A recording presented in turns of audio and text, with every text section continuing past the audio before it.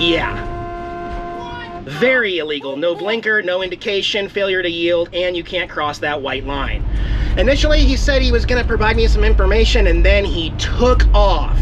Took off towards the freeway. I called 911 and said, we have a hit and run now here. He didn't speak a whole lot of English. Luckily, you'll see here in just a minute, a motorcycle cop came by and he did get him. Yeah, so what you didn't see right there is he just took off. He doesn't have insurance, so this police officer's gonna get on I-15 and go catch him. He wants me to pull in here to the 7-Eleven and wait further. He's gonna go try to track him down for fleeing the scene of an accident. All right, so calm down, Eric.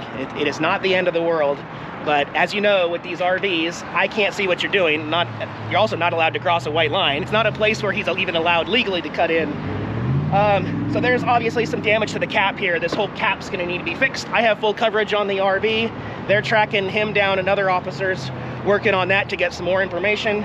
And, you know, I just say once again, record everything, because it's somebody's word against the other. Always record everything. I'm gonna get some paperwork here. This is the first time in my life I've ever had to do this for any insurance. I'm 40 years old. I am going to make my first insurance claim ever. So I don't even know how all it all works. He's gonna write everything up. We watched the video on my laptop right here. Fault was given at the scene right here to him. So we're gonna get that number, and then after this, I'll call my insurance, find out if they want me to drive farther north, or do they want me to stay put here and book another campground here. We'll figure that out, but just cosmetic right now. But again, it's going to be a big job to repair that cap. Just got case number from the officer right here. That is everything I need to have in order to file my claim and find out what's up. I need to calm down. I'll show you what's up on the front. I got duct tape on everything for this drive. I need to get to a bigger parking lot where I can assess some damage. And we're just gonna do this today, which is not what I plan to do, obviously. But these clips are probably all over the place right now. Before I forget, eventually I'll be uploading this video with some Nomad internet, link below in the video description. I'm looking at some of the video that happened, and I wanted to also mention, you know, whether you think, oh, Eric, you saw him, you need to remember that the dash cam sits here. It sees a lot more down here than the driver sees way back there, okay? So for right now, I need to go get 2 bulbs, this one, and my turn signal right here is out. I put some duct tape on it so that the RV is drivable right now. And I just finished my very first claims report. I have full-timers, full coverage on this RV. And I'm 40 years old, using insurance for the very first time. But as a Nomad, it's a little trickier. Scott and Terry could attest to this from Destination Open Road. I don't think he has insurance. But I am covered up to $25,000 with my full-time insurance. So if he's underinsured, it's just how much damage has happened, how much of this front cap that goes from there has been pulled out. You know, can it be fiberglass repaired? Can it be reattached? And then this, you know, I have a lot of questions and I don't have those answers right now. You guys are idiots in Los Angeles, by the way. It has been a ticking time bomb. We all knew this was gonna happen. There's no question that California, and especially Los Angeles, you have the dumbest drivers in the world. How do you get a license? But it was cool to have the officer tell me that he had never seen such video surveillance capable to show proof. And I told him, you know, I'm by myself. I don't have a witness. I don't have an alibi. So when someone creates some fabricated story, all I do is I give him an SD card. Or like we did there, I brought my laptop out to the gas pumps and he looked at it.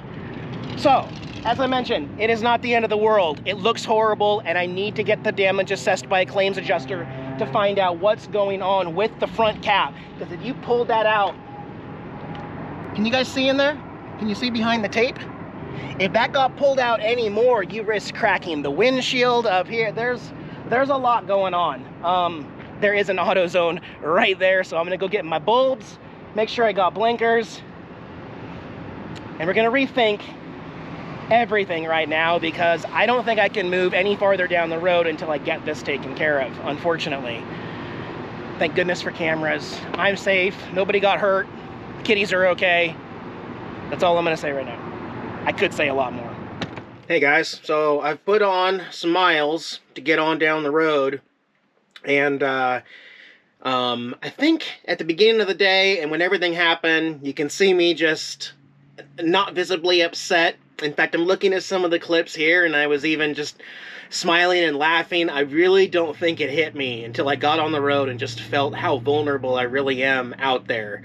And I'm having a much more difficult time now off camera, although I've composed myself to be able to say a few more things. And that is, looking back at my life, it really has been a ticking time bomb. The close calls that I have encountered, there was this one.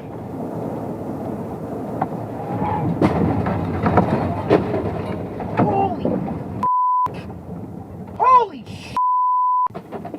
And again, that was me paying attention to a vehicle crossing the double yellow line, and instead of dying in a head-on crash, I drove off the road to avoid that crash.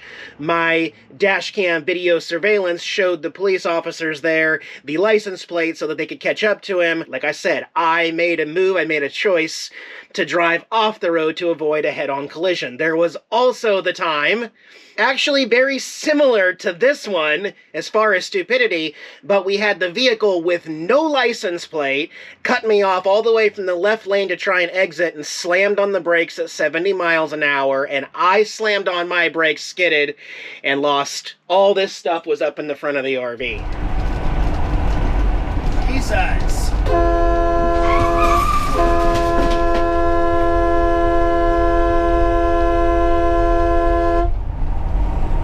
That was a terrifying moment as well, but once again, just being aware and being a defensive driver, I was able to avoid just completely smashing that vehicle in front of me.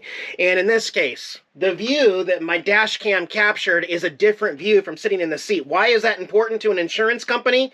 Because in a big RV or in a semi-truck or something like that, that's why there's laws in place that say when you cut into somebody's lane, you have to give them 3 vehicles length notice. You have to use a blinker. You have to merge to the people to your... There's certain laws in place so that you don't get in a spot where that vehicle driver can't even see you. And you certainly shouldn't be doing it in an illegal area where you're not even allowed to. There's reasons why they paint those solid lines in a turn lane.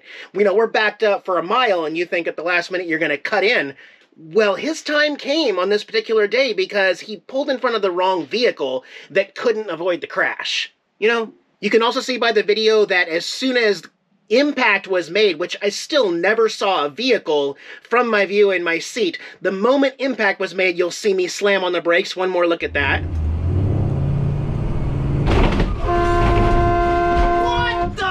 That's a dangerous place for a car to try to sneak in front of a big rig, by the way.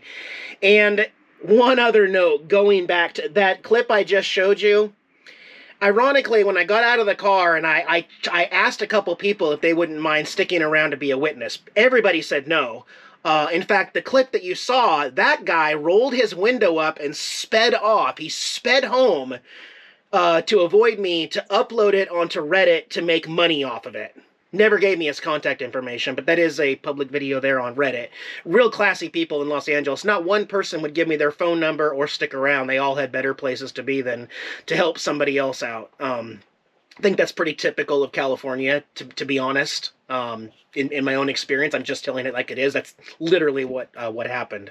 You'll also notice that I didn't blur out the guy's face like all these other YouTubers do. I have plaques on the side of my RV indicating that recording is processed. When I approached the individual, I let him know before he even opened his mouth, before I even heard that he could barely speak any English, that he was being recorded. I had dash cams, I had side cameras, and that I was going to be turning this all in. He said, my name's Tony, got in his car. He said he was going to go get his insurance, kind of. It was hard to understand, but I was going to get his insurance. Instead, he got in the car, started his Mustang back up, rolled the window and down, said, F you, and took off. And that's when I called the police back after calling him the first time. This is 5 minutes later, and I said, this has now just escalated into a hit and run. Tony has just taken off, and I'm watching him as he made that turn, and I said, and yes, he's merging onto I-15, because then he had to go back over the bridge that you see in front of us. So I was telling him he's north on I-15 right now.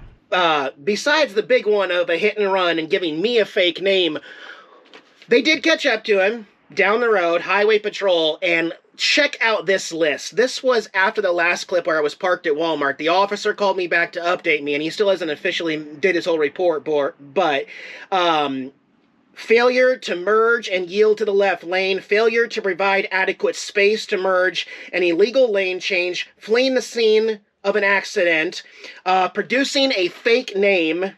Oh, it gets better. When they catch up to him, a fake plate, the license plate on the Mustang belongs to a Ford pickup truck. He has a suspended license, and as I assumed, no insurance at all. No insurance. Driving a brand new 2022 Ford Mustang Cobra like an typical idiot of Los Angeles. If you can't tell, I'm still pretty frustrated. I was shaking earlier when I was reviewing the clips for the first time that you've already seen, and now it's like, it's one of those stressful moments because I'm a YouTube vlogger, and you're gonna wonder otherwise. Although that video on Reddit has been leaked. Lots of my haters have seen it, and then I've been sharing my other stuff on Patreon and Instagram. Just saw this clip last night here, real time. And so where am I with insurance? Again, once this is all sorted out, my insurance is going to cover it. I do have a $500 deductible, but I don't owe that if I'm not at fault. You know, if it was my fault, worst case scenario, I would owe $500, and then my insurance would cover the rest of it. His insurance would cover it if he had it. Again, my insurance is going to have to pick up the bill and pay for it, and what I've been told by several friends is that my insurance is quite possibly going to try to fight this till the bitter end, because they don't like to pay when it's not their fault, and it's not my fault. It's somebody else's fault who doesn't have insurance. They want to fight that, and so I literally have no idea how long this is going to go on, but I'm feeling very, very uncomfortable right now, and very vulnerable. I'm very scared. I'm very nervous. I'm away from home, and I don't know what's going to happen in the future, but I promise you, I will give you an update as soon as I have another update. Okay, guys? I'm okay. The kitties are okay. The RV was a mess, and I've already put that back together. Yeah, otherwise, we gotta deal with insurance now. Not what I wanted to do. Not what I wanted to do at all. But again, I'm okay, and the kitties are okay, and that's the best news of all. Hopefully we can get this fixed up soon. Tara and Opie and I, we'll see you in the next one, guys. Bye-bye.